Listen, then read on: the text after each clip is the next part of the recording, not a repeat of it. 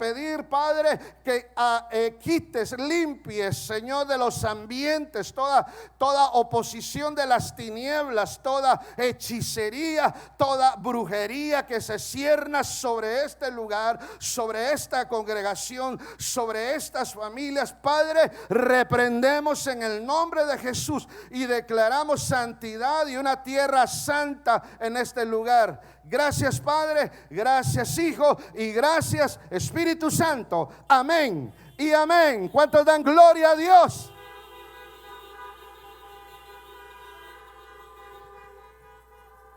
La verdad, hermano, esta tarde yo me gozo de estar una vez más con usted y estar acá y poder trasladarle esta palabra. Y hay que dejar fundamento de la palabra en nuestro corazón y no nada más tener una buena tarde de visitación. Y aunque la visitación es buena, la palabra es poderosa porque es la que nos va a transformar.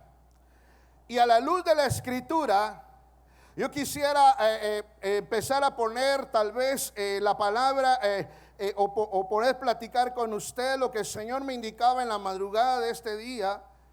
Y el Señor me hablaba sobre la intensa necesidad de que el pueblo, su pueblo, usted y yo como su pueblo, podamos reconocer verdaderamente, podamos, hermano, tener como prioridad a Dios en nuestro corazón. Y no solamente tener conocimiento de Él, sino verdaderamente la experiencia de poder tener un Dios glorioso, un Dios poderoso, un Dios que extiende su mano y transforma, auxilia y ayuda cada vez que usted y yo lo necesitamos. Amén. Amén, bendito Dios. Aleluya. Y entonces la iglesia tiene que aprender de la palabra, porque es la palabra la que nos dejaron. Y en base a su palabra encontramos un registro histórico, hermano, con una abundancia de palabra y de revelación hermosa, especialmente en esta tarde cuando leemos esta estrofa de versos, 1 de Corintios capítulo 18. Encontramos a un pueblo de Dios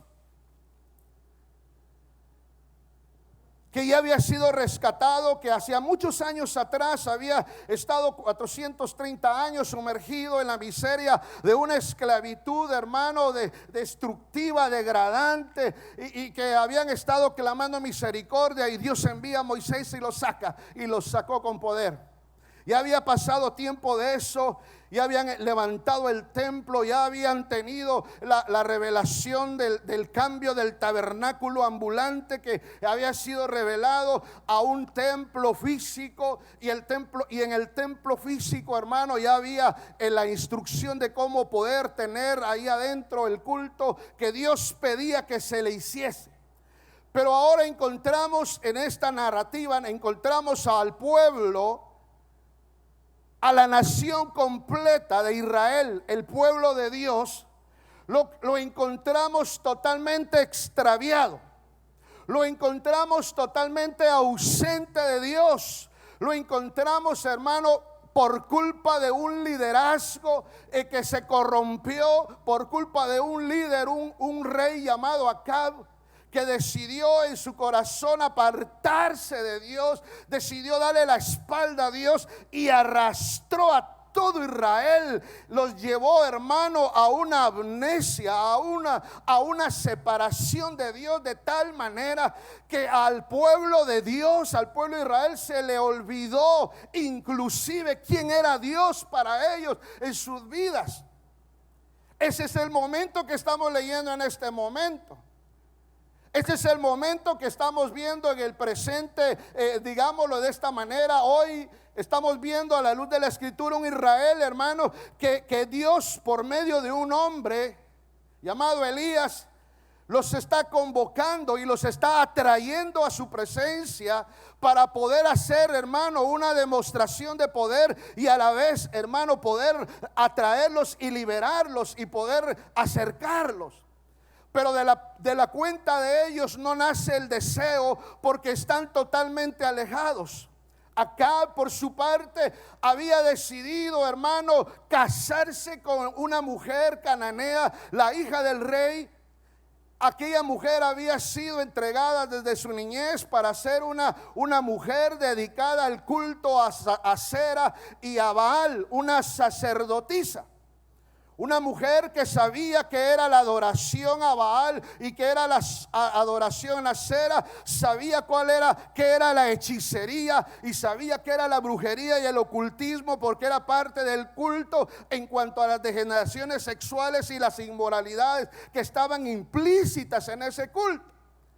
Israel fue arrastrado, sacado brutalmente, déjeme usar esa palabra, de ese culto glorioso de la presencia de Dios, y fue extraviado, fue puesto en un camino, hermano, ajeno al cual había sido revelado. Ese es el momento en que estamos leyendo en ahora. Lo que a mí me llamó la atención en la madrugada es cómo toda la nación, todo el pueblo se corrompe. No hubo ni uno siquiera que tuviera temor de Dios, que guardara el temor en su corazón. Todos se corrompieron en el pecado, todos se apartaron de Dios, y eso es tremendo. De repente, hermano, cuando uno está leyendo en la primera epístola o la primera carta o de Reyes, perdón, en el capítulo 17 y verso 1, aparece un hombre, un profeta, prácticamente de la nada, Elías. Y yo en mis apuntes aparece un hombre que prácticamente lo que está haciendo es, hermano, explota en la escena y aparece, hermano, en el momento más importante. En los versículos de arriba o anteriores se está hablando de que ya Acab se enroló con todo el desastre, y en el capítulo 17:1 simplemente aparece explosivamente un hombre de Dios, un hombre lleno de gloria, de poder, hermano, un ministro verdadero, genuino de Dios, y aparece en la escena.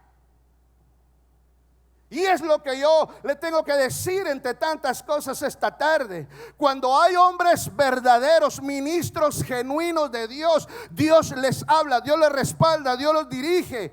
No tienen por qué irse ellos a poner yo quiero ser, yo soy, sino Dios levanta hombres y Dios los respalda y Dios los dirige en todo tiempo. Amén. Así es. Bendita sea la misericordia del Padre. Elías simplemente, le repito, aparece en el versículo 1 del capítulo 17 como representante del orden, como representante de Dios, como un libertador, si usted me lo permite decirlo así, enviado de Dios para poder sacar a ese pueblo extraviado que se había hundido, hermano, en todo lo que ya le conté.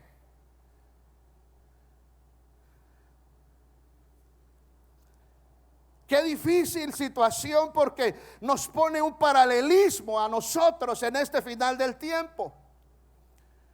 Cuando digo un paralelismo es porque estamos a punto de que la trompeta final suene. Estamos a punto de que el Señor toque el chofar final. Y nosotros, hermanos, podamos ser levantados como dice la Escritura. Anoche en la palabra, que espero que usted la haya logrado ver porque se cortaba cada rato, pero anoche decía la palabra que deberíamos de estar firmes, que deberíamos de guardar, deberíamos de guardar la doctrina.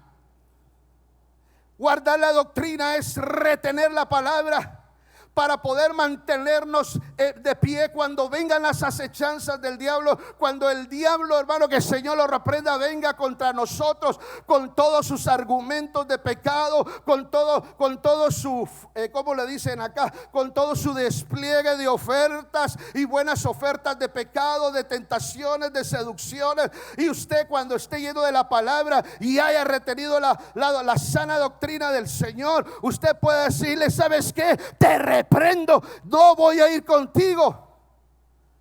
Eso es estar firmes. Amén. ¿Cuántos dicen amén?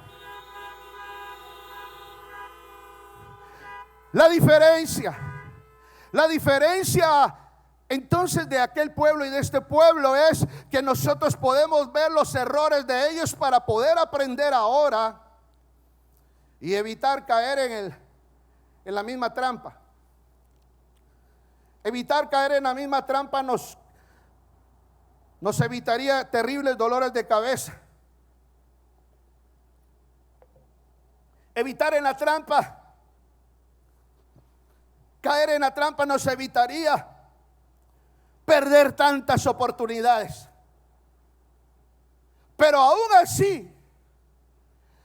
así que alguien caiga en la trampa, yo quiero demostrarle por la escritura esta tarde que aun cuando Israel total, el 100% de Israel, se alejó de Dios, el culto a Dios se cambió. El sacrificio del altar dejó de ser para Dios. El templo de Dios se convirtió en abominación y empezaron a hacer sacrificios a Baal. A pesar de eso, Dios envió a Elías. Dios envió a Elías. Y Elías llevaba un mensaje y portaba un mensaje. Elías iba a hacer una demostración de gloria, lo vamos a ver, pero tenía que enfrentarse. Una de las cosas que me sorprendí esta madrugada, hermano, estudiando, ahí revisando la palabra, los contextos, los significados y tanta cosa que hay que leer para tratar de poder comprender un poco mejor, hermano. Porque si el Espíritu Santo no nos ayuda, hermano, yo no sé qué podría hacer. Es que me doy cuenta que Elías se enfrenta cara a cara con Acab. Y al enfrentarse contra Acab, se enfrenta literalmente contra Jezabel, contra el infierno, contra los demonios que representaba ese imperio, ese reino que había, hermano, reinado, había abruptamente, había invadido y había agarrado el reino, o había agarrado ese país o ese pueblo. Y Elías llega y le dice, después de que Elías había profetizado que se cerraban los cielos se cerraron. 3 años y pico los cielos se cerraron. La tierra se secó, le decía a la gente en la mañana. La tierra de tan seca que estuvo se empezó a agrietar. Buscaron a Elías por todos los lados, dice. Elías andaba buscándolo por todos lados y no lo encontraba, porque Dios se lo llevó al arroyo de Querib. Ahí lo tenía. Y después lo llevó a tener una experiencia con la viuda de Sarepta. Y Elías andaba haciendo la obra de Dios, no tenía tiempo para perder tiempo.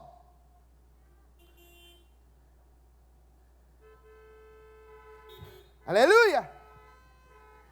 Oiga esto. Oiga, bendito sea el nombre del Señor, amén. Bendito sea el nombre del Señor. No hay tiempo para perder tiempo.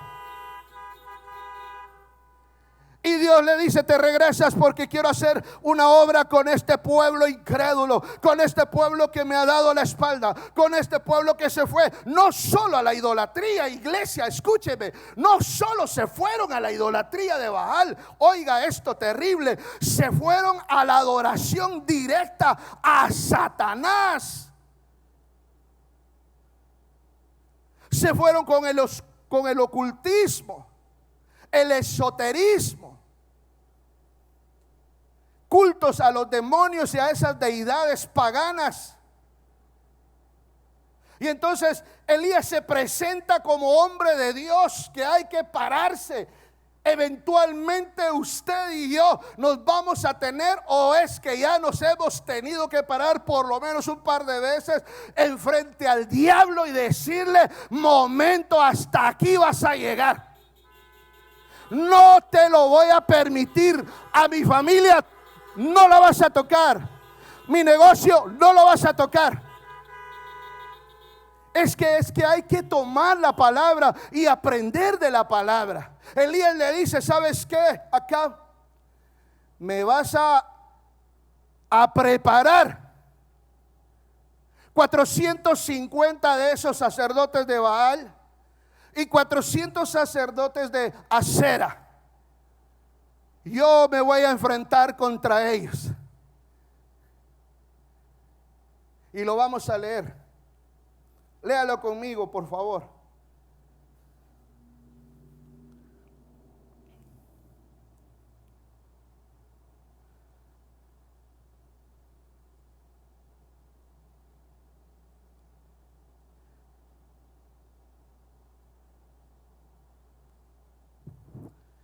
Déjeme buscarlo acá, hermano.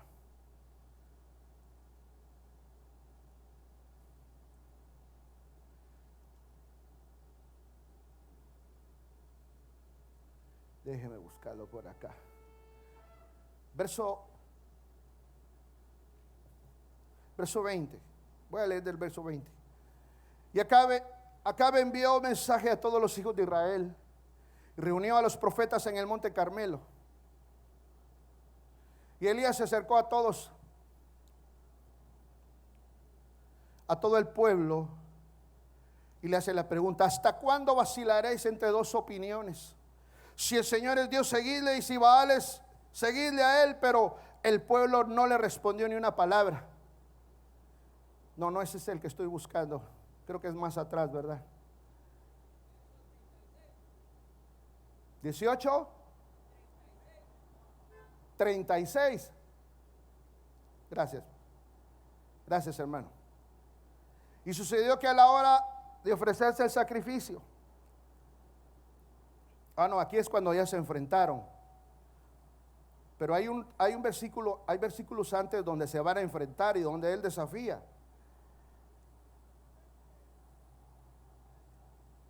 Gracias, hermano. No logré escuchar hasta acá, pero te bendigo por el deseo de ayudarme. Bien, usted léalo, hermano.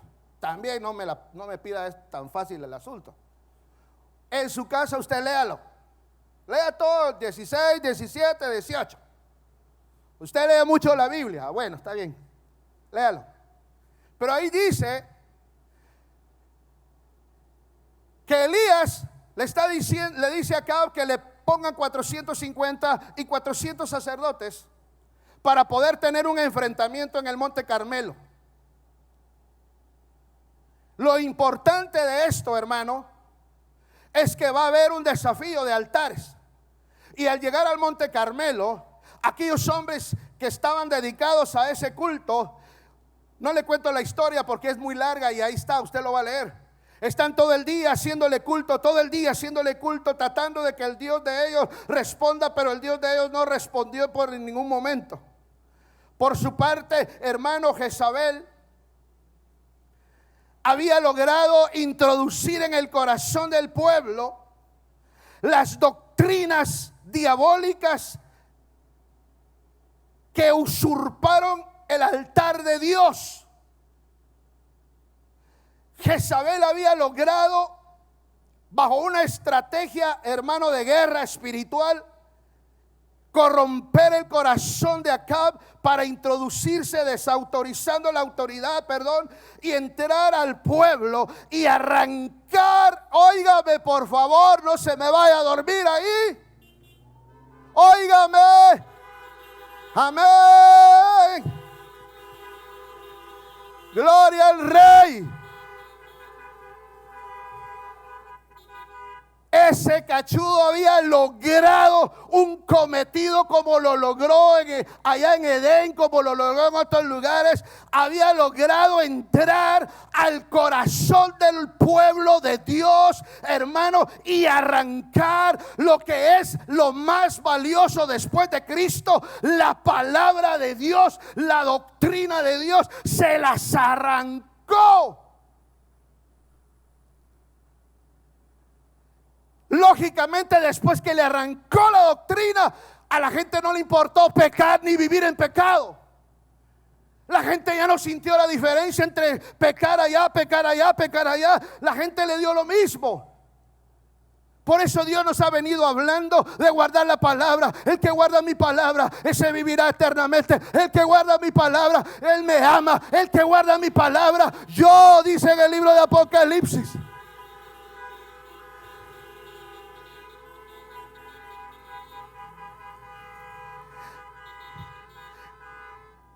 El mensaje a la iglesia de Filadelfia.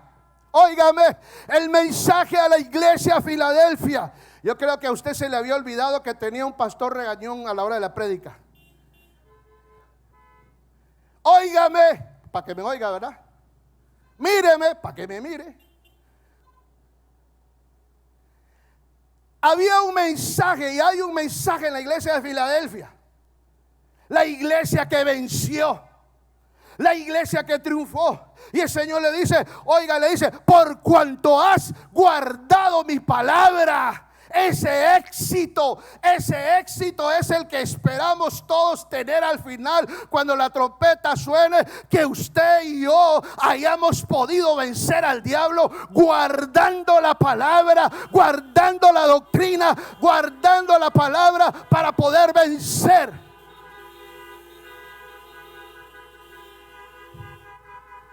Por cuanto has guardado mi palabra, le dijeron a Filadelfia, yo, dice el Señor, te guardaré de la ira venidera que está por ser desatada. Bendito sea Cristo, bendito sea el Padre esta tarde. Alabamos el nombre del Señor. Por eso la iglesia sí tiene que tener una guerra. Acabo de leer en uno de tantos millones de artículos que la gente escribe en el Facebook. La guerra espiritual no está definida en la Biblia. Yo no sé cómo hay gente que todavía cree eso, pero bueno. Si esto no está definido, no sé qué es definido para ellos, ¿verdad? Este es un confrontamiento, hermano. Jezabel no dudó, como no lo duda hoy. No, pero Jezabel se la comieron los perros, sí, pero Jezabel vuelve a salir en el Apocalipsis. Significa que está en operación todo este tiempo, hasta el final todavía está operando.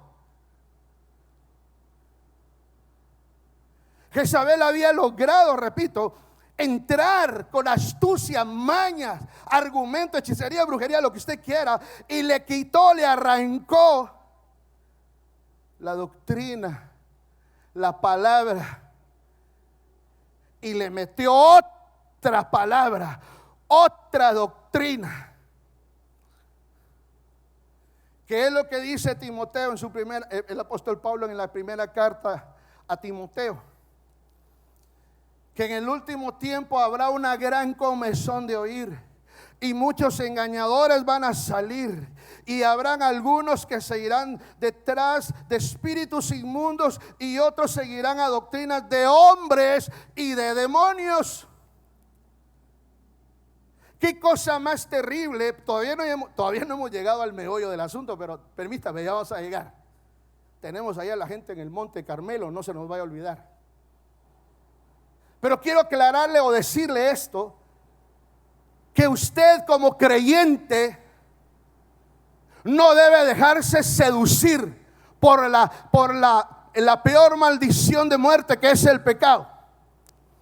Usted como creyente no debe de creer las mentiras del diablo, aunque vengan pintadas hermosamente. Usted como creyente debe de luchar. ¿Y cómo se lucha, pastor? Orando. ¿Y cómo se lucha, pastor? Ayunando. ¿Y cómo se lucha, pastor? Vigilando. ¿Y cómo se lucha, pastor? No chismeando. Amén. Gloria al Rey. Esta gente estaba extraviada, pero extraviada, hermano. Esta gente estaba en la peor oscuridad. Aún bajo la luz del día estaban en la oscuridad más terrible de la perdición. Había un hombre que se enfrentó. Los hechos históricos de este relato están allí. Yo solo los estoy exponiendo para que usted y yo aprendamos que esta figura nos trae a nosotros luz para no cometer esos errores. Jezabel viene a corromper a la iglesia, trayendo extrañas adoraciones, extraño culto, extraños sistemas de alabanza, por cuanto ella es especialista en la alabanza de allá afuera. Ni siquiera estoy hablando de ritmos, solo estoy hablando de la influencia. Pero no es el tema tampoco, no crea usted que vamos a hablar de alabanza. Ella ya lo logró en este momento con este pueblo. Ella ya, hermano, influyó. Ya Elías está parado ahí adelante, hermano. Él va a intervenir en el nombre del Señor.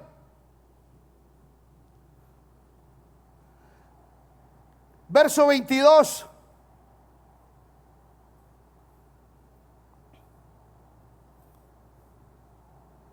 Entonces Elías dijo al pueblo: solo yo he quedado como profeta del Señor, pero los profetas de Baal son 450 hombres.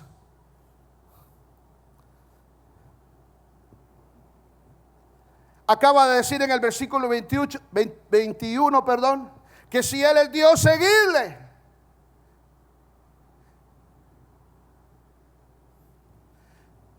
Ya Israel no sabía ni quién seguir. Ya Israel estaba tan perdido, hermano, que estaba automatizado. El profeta, y yo se lo he venido diciendo y lo vuelvo a recalcar una vez más esta tarde, la iglesia en el final que ya está, se tiene que ir movilizando hacia la partida, hacia la plataforma de la salida, bajo una unción profética de gloria, movida por el Espíritu Santo, acompañada por una unción profética que la va a guardar a la novia de no extraviarse, porque entre más pasos vayamos dando cada día en la venida del Señor, más fuerte va a ser la oscuridad, más fuerte va a ser el ataque para extraviar a cuanto pueda extraviar. Por eso usted agárrese de la mano del Señor y dígale al Espíritu Santo: ayúdame a ser fuerte, ayúdame a permanecer fuerte y valiente. Aleluya.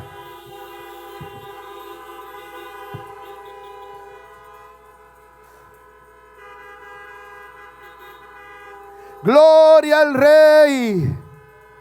Bendito sea el nombre del Señor.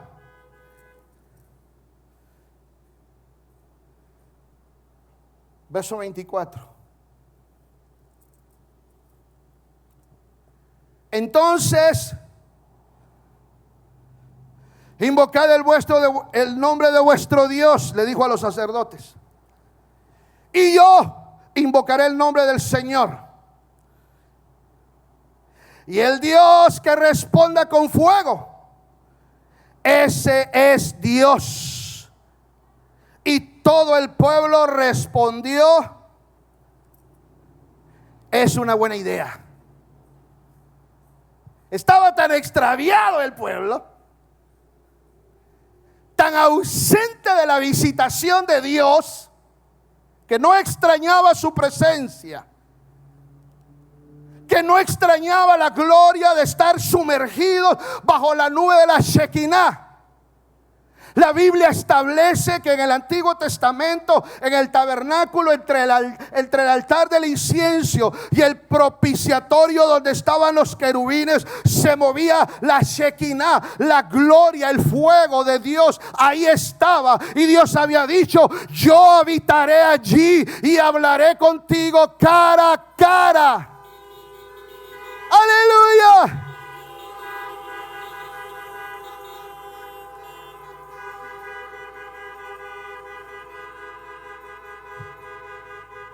Espero que me entienda.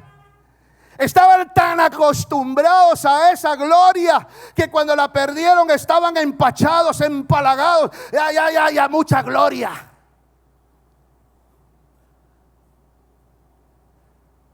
Mucho de Dios, mucho culto. Se exageran, son unos fanáticos. Pero Elías les dice: cuando llegue la hora, ustedes clamen a su Dios y yo voy a clamar al mío. Y él, oiga, esto sí que me hizo vibrar a mí, hermano, desde la madrugada, y todavía estoy vibrando. Y dice Elías: pero el Dios que responda con fuego, ese es Dios.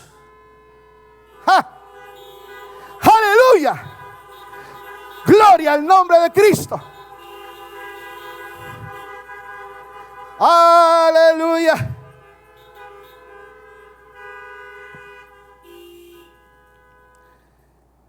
Tremendo.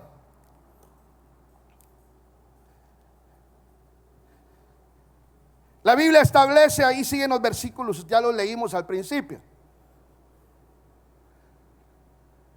Llegó el momento más esperado, creo que solo de Elías. Yo no sé si usted se emociona cuando viene al culto, hermano.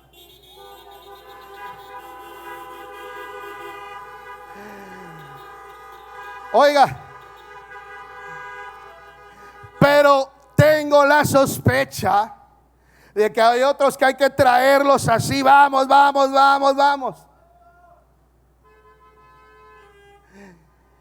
Pero Elías estaba entusiasmado con la idea de que Dios se iba a glorificar. Qué bien, qué me alegro. Y yo le digo esta tarde, qué bien por usted y qué bien por nosotros que estamos entusiasmados. Que el nombre del Señor siempre sea glorificado aquí y en todo lugar. Porque aún hay tiempo de predicar que el nombre del Señor sea glorificado, proclamado. Aún hay tiempo.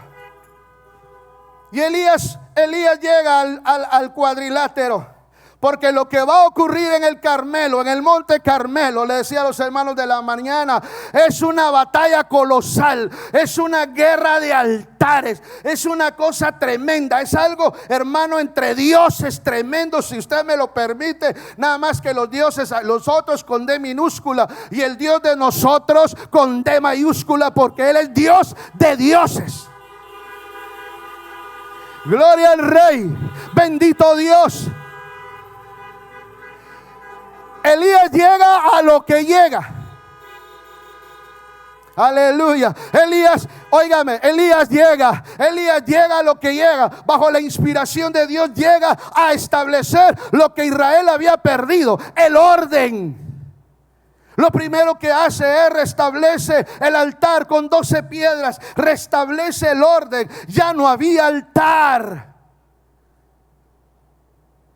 Si no hay altar, ¿cómo va a haber conexión espiritual con Dios?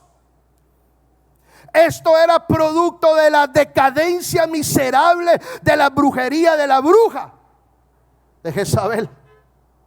Lo que había puesto en ellos había hecho que el altar se arruinara, y hombres de fe tremendas, maestros para nosotros como Abraham, Isaac, Jacob, José, hermano, y la lista como Moisés, Josué, David, todos esos hombres en cualquier lugar que podían levantaban un altar, porque sabían y reconocían la importancia de alabar y de exaltar y de bendecir el nombre de Dios.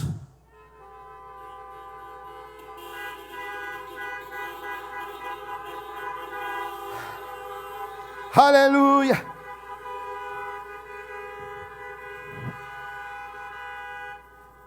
Si no hay altar, ya no hay gloria. No hay gloria manifiesta en el altar, porque no hay altar. Y si no hay gloria manifiesta, ya no está Dios ahí. Y es efectivamente lo que pasó con ellos. Pero aún así, y es lo que me causó a mí que mi corazón se estrujara, que aún así Dios muestra su amor para con nosotros, que no siendo dignos, envía a su Hijo. Bendito sea el nombre de Cristo, bendito sea el nombre del Padre.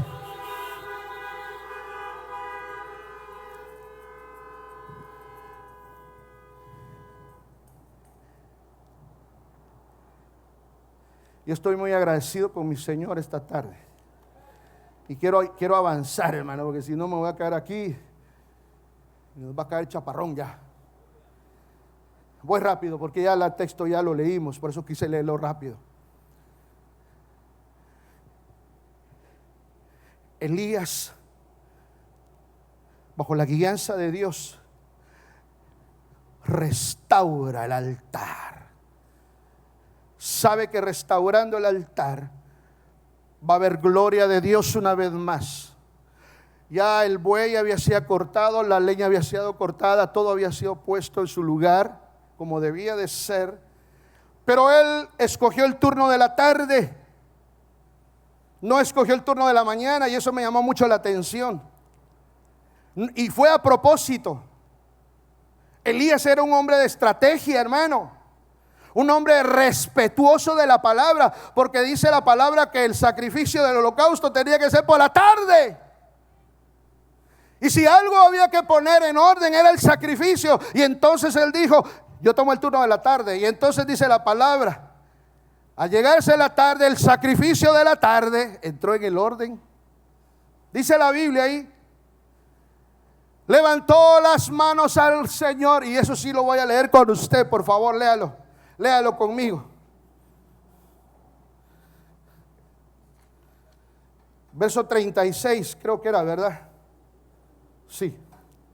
Y sucedió que a la hora de ofrecerse el sacrificio de la tarde, el profeta Elías se acercó y dijo: Señor, Dios de Abraham, Dios de Isaac y de Israel, que sepa hoy que tú eres Dios de Israel, porque esto se les olvidó, que yo tu siervo soy, que he hecho todas estas cosas por palabra tuya. Respóndeme, Señor, respóndeme, para que este pueblo sepa, oh Señor, que tú eres Dios y que has hecho volver sus corazones. Verso 38. Mientras está el verso 36 y 37, mientras Elías tiene las manos arriba, mientras el Padre está oyendo la oración de Elías, están afinando los instrumentos de fuego, están apuntando en la mira óptica de allá arriba, hermano. ¿Dónde va a ser? Allá lo querés, Padre. Sí, ahí lo quiero. Ahí sobre ese buey que está ahí en ese altar en el Monte Carmelo. Me van a respaldar a mi siervo. Y entonces en el verso 38, después de haber orado una pequeñísima oración, este hombre de Dios dice, verso 38, entonces cayó fuego del Señor y consumió el holocausto, la leña, las piedras, el polvo, y lamió aún la zanja. Cuando el pueblo lo vio, se postraron sobre su rostro y dijeron: el Señor es el Dios y el Señor es el Dios. Amén.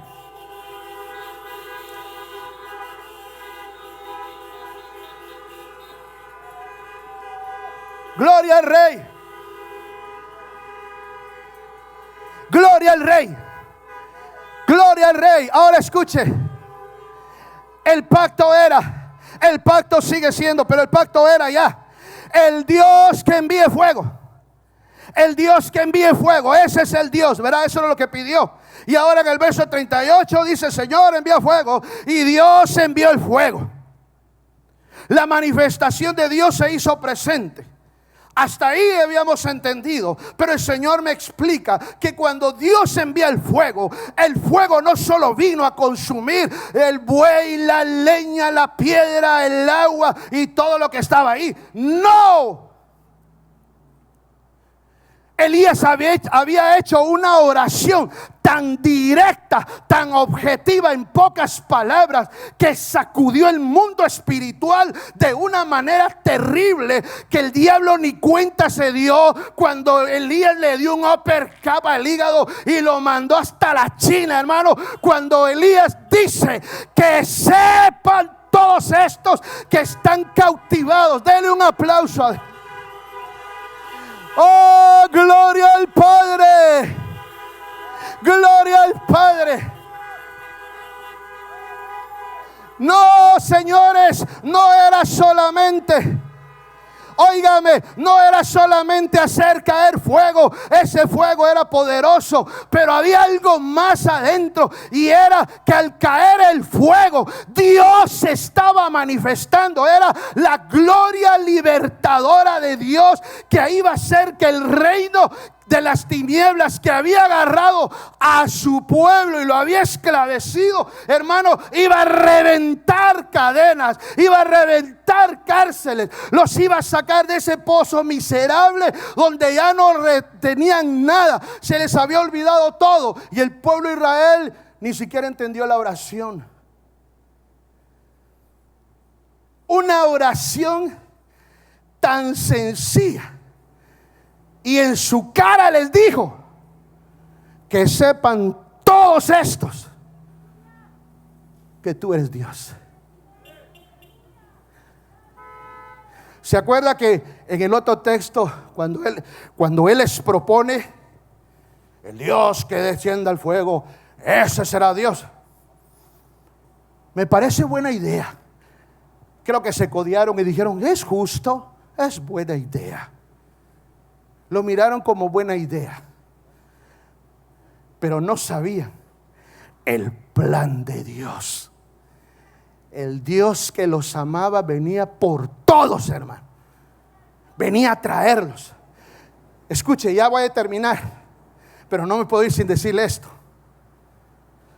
Ese Dios de fuego libertador, que reprendió y desechó, deshizo y anuló la influencia y la atadura de Jezabel y todo ese imperio de maldad, y volvió el pueblo de Dios al ser, hermano, estar frente al altar y ver la gloria. La luz de la gloria entró por los ojos y lo liberó, y reconocieron y dijeron: Él es Dios. Y lo primero que hacen es recuperar la compostura de un adorador, y se postran y se recordaron que a ese Dios se le adora postrado. Aleluya, gloria al Rey, gloria a Cristo, gloria a Cristo, adóralo.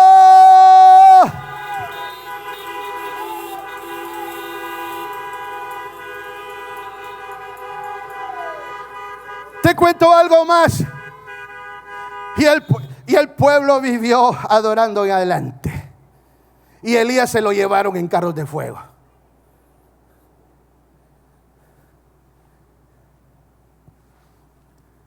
El Dios de fuego, el pueblo de Israel en el Antiguo Testamento. Ahora nos venimos para el presente. La Biblia dice que Jesús prometió y dijo: yo no los voy a dejar huérfanos. Yo subiré al Padre y le pediré que les envíe al Espíritu Santo, el cual vendrá y les enseñará y los guiará y estará y les mostrará todo aquello que ustedes necesitan. Pero Juan el Bautista lo define de una manera adecuada para lo que hoy hablamos, aunque Jesús lo dijo extraordinario en otra enseñanza. Pero Juan el Bautista dice algo extraordinario para lo que estamos hablando. Juan el Bautista dice así: a la verdad yo les digo, atrás de mí viene uno que yo no soy digno ni siquiera de desatar las sandalias de los pies que él tiene. Yo a la verdad les digo, yo los estoy bautizando en agua para arrepentimiento, pero hoy les digo, el que viene detrás de mí, señalando a Cristo, ese los va a bautizar con fuego, fuego, fuego, fuego de Dios. Aleluya. Por eso el altar del creyente del final es un altar encendido con el fuego del Espíritu Santo. Aleluya. Aleluya. Hoy está decretado por el Señor que debemos de ser altares encendidos, antorchas vivientes, prendidas de fuego. ¿Para qué? Para no caer en la trampa del diablo. ¿Para qué? Para seguir en victoria. ¿Para qué, pastor? Para ver un día al Señor en las nubes, cara a cara, y decirle, he triunfado. Aleluya.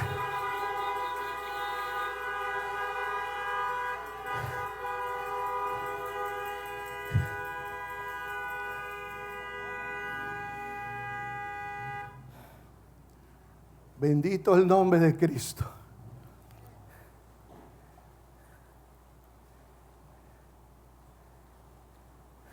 Hay necesidad, antes de irnos esta tarde, de que usted revise su altar, de que usted chequee cómo está el orden del altar, si hay fuego encendido, si hay manifestación de gloria en tu vida, o solo crees tener conocimiento.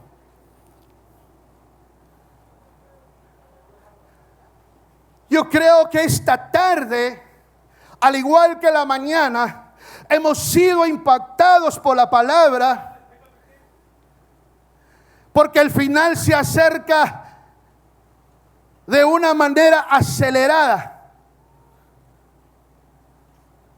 El pecado te aleja de Dios. El pecado es muerte. El pecado es separación entre tu Dios y tú. Y a menos que lo reconozcamos tal cual es, alcanzarás misericordia. A diferencia del pueblo del Antiguo Testamento, no tenían al Espíritu Santo. Y eso es lo hermoso de hoy.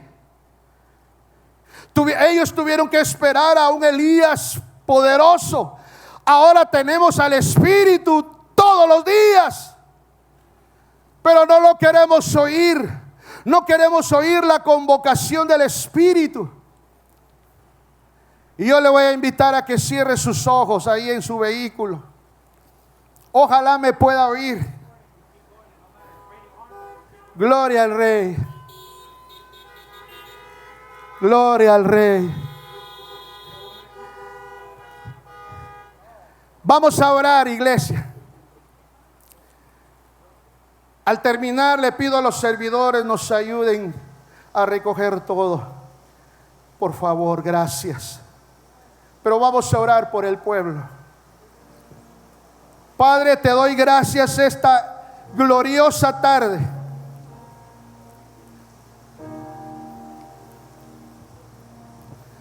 Porque nos has llenado de misericordia una vez más. Has traído al pueblo sediento. Has traído al pueblo que te ama. Y tu pueblo ha sido convocado y aquí está esta tarde. Ahora te pido, Padre, que envíes el rocío del Espíritu sobre la semilla en su corazón de tu palabra. Y que esta palabra jamás se le olvide a tu pueblo. Que el altar de su corazón le pertenece únicamente a Dios. Y que en el altar es donde se muere. En el altar es donde yo muero. En el altar es donde yo presento mi vida delante de Dios. El altar es lo que me une contigo para poder estar en conexión y ver tu gloria cada día. Padre, lleva a tu pueblo en bendición de vuelta a sus hogares. Guarda cada vehículo esta tarde. Yo bendigo a este pueblo por valiente, pueblo hermoso, luchador, Señor. Gracias por cada uno de ellos. Gracias, Padre, y gracias, Hijo, y gracias, precioso Espíritu Santo. Amén y amén. Dios les bendiga. Dios les guarde. Dios les guarde. Estén pendientes esta semana del WhatsApp. Hasta pronto. Con cuidado en la salida por allí, o si van a